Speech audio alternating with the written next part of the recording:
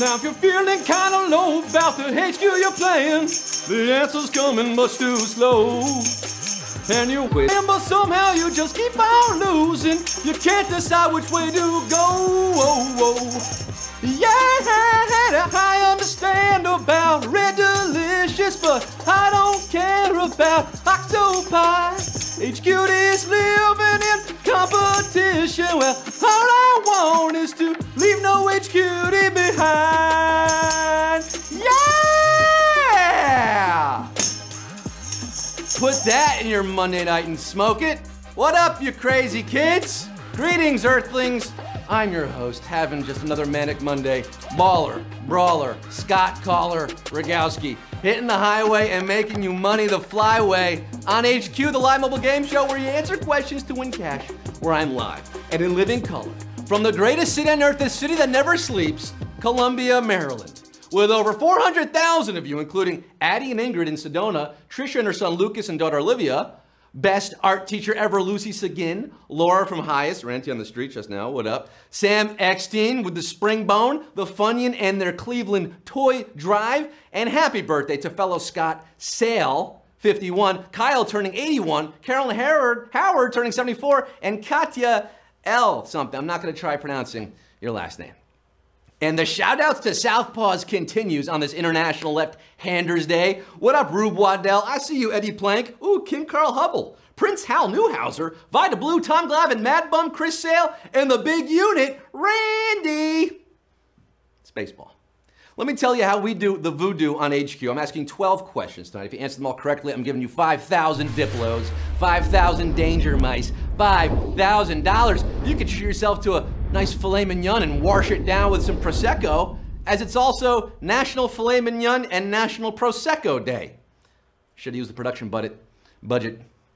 Use that production budget to get me some of that filet and Prosecco. Worked with a lobster, Are your thinking caps strapped?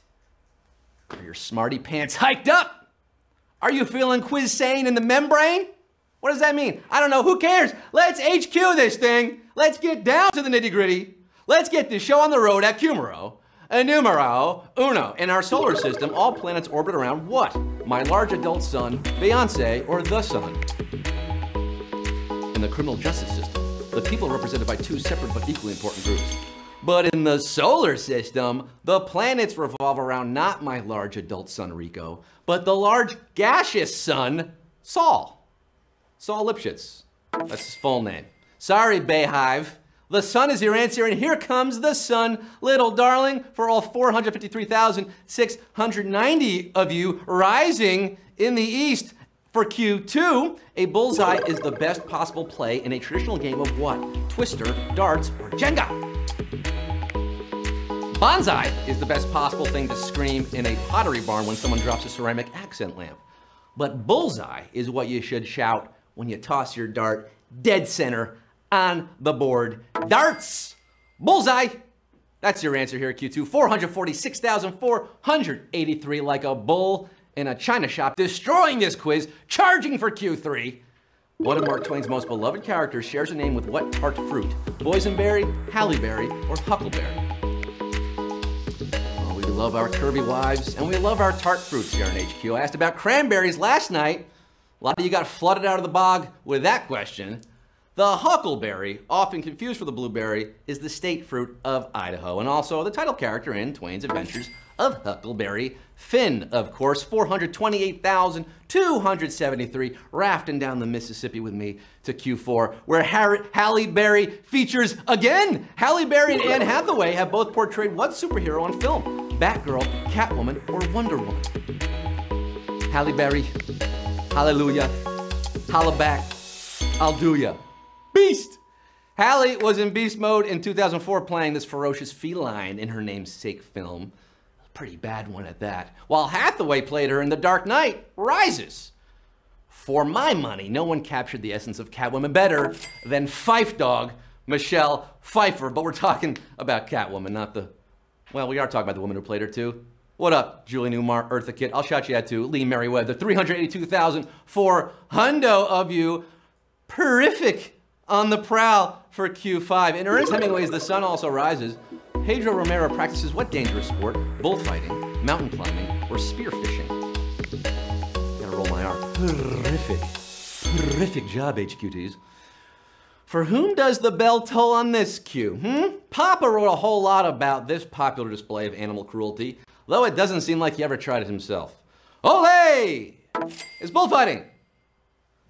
No lollygagging when you're bullfighting. 310,855 are running with the bulls to Q6, but we bid a farewell to the arms, hands, and fingers of a whole lot of you there who are out. Q6, Kim Kardashian popped a bottle of champagne in a famous cover photo for what magazine? Vogue, Paper, or Rookie? We are at the halfway point this evening, my fellow HQTs. When this issue dropped in 2014 with the newly minted Kim Kardashian West showing off her impossibly rotund derriere, accompanied by the phrase break the internet, well, it did. And it put Paper magazine on the map. It's a map of the city of New Orleans, which is the capital city of Kardashian. 97,970. Remember their 4-year-old publications? You guys don't remember that? You thought it was Vogue? Oh boy, Roberto, we lost 215,000 on a savage question. 97,970. Zooming along to Q7. Which of these bands released its debut album most recently? Chicago, Kansas, or Boston? That was savage. Like I'm Jewish, not fully savage. You got that? I make the calls on what's savage, and that was slightly savage. Does anybody really know what time it is? It's 9:08. Chicago released its eponymous debut as Chicago Transit Authority in 1969. Didn't catch on till a year or two later. Kansas also self-titled its first effort, released in 1974. But Boston, oh, I gave you more than a hint earlier in this clued game tonight. Boston broke out in 1976, selling 17 million copies, one of the most successful debuts ever, and 42,120. Just another bunch of HQTs out of Boston. More than a feeling you're getting Q8 right now. In a famous William Carlos Williams poem, what kind of fruit was eaten out of the icebox? Peaches, pears, or plums? Oh, you've got peace of mind right now. Don't ya, Boston fans? Before becoming a Twitter meme, This Is Just to Say was a short poem by William Carlos Williams, a principal figure in the terrible roommate movement of poetry. It was about plums that were eaten out of the icebox. Forgive him, they were delicious and so sweet and so cold. 22,978 plucking Q9 out of the quiz box tonight, traveling in that red wheelbarrow to Q9. Which of these animated television shows ran the most episodes? The Flintstones, Futurama, or King of the Hill? Flintstones. Meet the Flintstones. They are the modern Stone Age family. But you won't be having a yabba dabba do time if you tap the Flintstones. They only ran for 167 episodes, which is far fewer than King of the Hill's run of 258 episodes, which is far more than Futurama's total of 124. So King of the Hill is still your answer there. King of the Hill is king of the question, and 11,488 of you could be king of the quiz tonight. You've got a sense of humor. You laugh at Tony Danza. Bobby, we're going to Q10. In Inca folklore, a lunar eclipse occurred when what animal tried to eat the moon? Jaguar, wolf, or dragon? I'll show you pronounce it like the pretentious British car commercial voiceover guys. Jaguar. Jaguar. Nowadays, we all get geeked up about a hashtag lunar eclipse. Do it for the gram. But that hasn't always been the case, guys. You ever hear the phrase howling at the moon? That comes from the Inca people who were terrified of the lunar eclipse because they believed a giant jaguar was eating it, and they tried to scare the jaguar away, making noise, beating their own dogs to make them bark. It's all true, allegedly. 6,866 riding in their jaguar to Q11, the penultimate question of the night. A 1930s observation of cats' brains played a key role in the discovery of what? Photographic memory, fight or flight response, or REM sleep. Fight or flight, classic response, one of my favorites. We go from big cats, jaguars, to little ones here, little cats in Richard Clower's lab in 1936 that were hooked up to EEG machines while they slept. These experiments are considered the precursor to the discovery of REM sleep, without which we'd have no band, REM. So they're very important. This is very important, guys. 3,986 shiny, happy HQTs are standing in the place where they quiz And night swimming on to Q12, the final question of the night. It all boils down to this. 3,986 HQs looking to make $5,000 the hard way by answering Q12 and taking home our cash prize or a share thereof. Who's making money move? The highest mountain on which of these continents is named after a person? Australia, South America, or Africa? I'm gonna have to break out my pronunciation guide for this one, folks. Australia's Mount Kosciuszko. Mount Kosciuszko.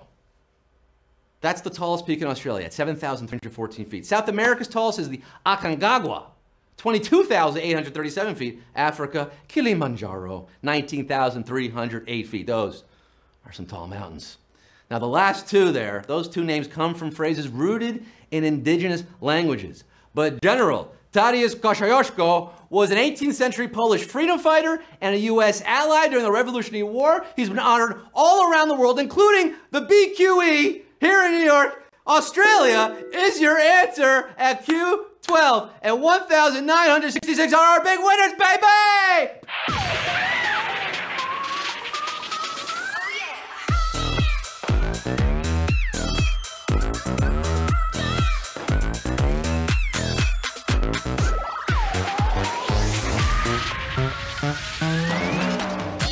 $1,966 HQs cruising over the Kosciuszko Bridge.